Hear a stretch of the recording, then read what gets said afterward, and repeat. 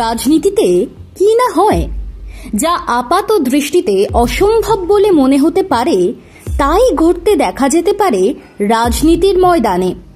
তেমনি এক আশ্চর্য ঘটনার সাক্ষী থাকল বাংলার রাজনীতি।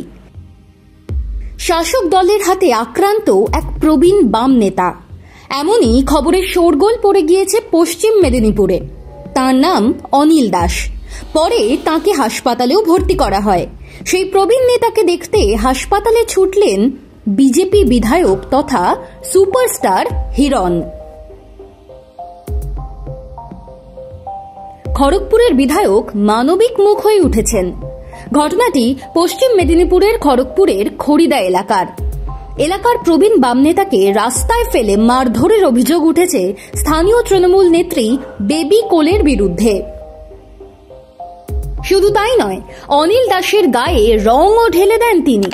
একটি ভাইরাল ভিডিওতে তেমনটাই দেখা যাচ্ছে, যদিও ওই ভিডিওর সত্যতা বিচার করেনি বেঙ্গল পলিটিক্স।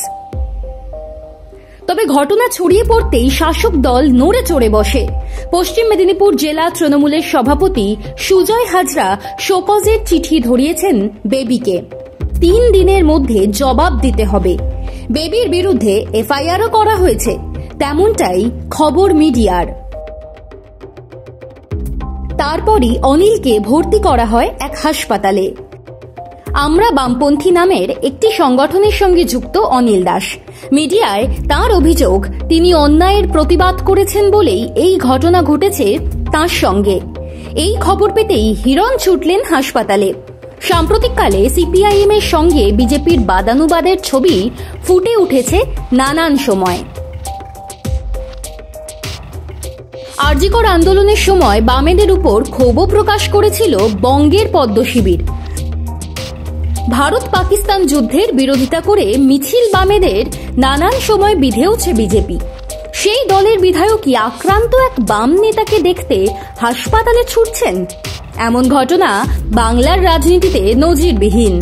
সেই কারণেই মন জিতে নিয়েছেন হিরণ। ফেসবুক পোস্টে হিরণ লিখেছেন, গণতন্ত্র রক্তাক্ত। হাসপাতালে শুয়ে প্রাক্তন সিপিএম নেতা সম্মানীয় অনিল দাস।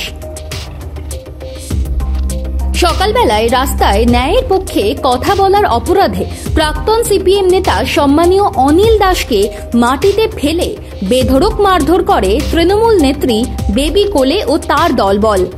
এইমাত্র আমি হাসপাতালে এসে তার সঙ্গে দেখা করলাম। হিরণের ফেসবুক পোস্টটিতে বেশ সাড়া পড়েছে। যে রাজনৈতিক দলই করুন না কেন, তিনি মানুষ হিসেবে সবকিছুর ঊর্ধ্বে তার প্রমাণ রেখেছেন। হিরণ লিখেওছেন, রাজনৈতিক মতাদর্শ আলাদা হতে পারে, কিন্তু গণতন্ত্রে কারোর কথা বলার অধিকার কেড়ে নেওয়া যায় না। এই হামলা শুধু অনিল দাসের উপর নয়, এটি পশ্চিমবঙ্গের প্রতিটি সচেতন নাগরিকের অধিকার ও স্বাধীনতার উপর আঘাত। আমি একজন নির্বাচিত বিজেপি বিধায়ক ও একজন দায়িত্ববান জনপ্রতিনিধি হিসেবে বলছি, এই ধরনের বর্বর ঘটনা কোনোভাবেই মেনে নেওয়া যায় না।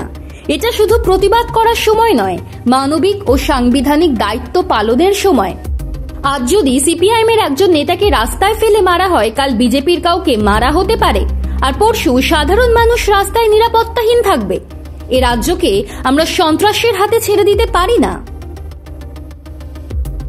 রাজনৈতিক নেতা কর্মীদের আক্রান্ত হওয়ার ঘটনা নতুন কিছু নয়, নতুন হলো হিরণের ভূমিকা। সুপারস্টার হিরণের ভক্তের সংখ্যা কম নয়। দলমত নির্বিশেষে মানবিক হিরণেরও ভক্তকুল এবার ছাপিয়ে যাবে বলেই মনে করছে রাজনৈতিক মহল।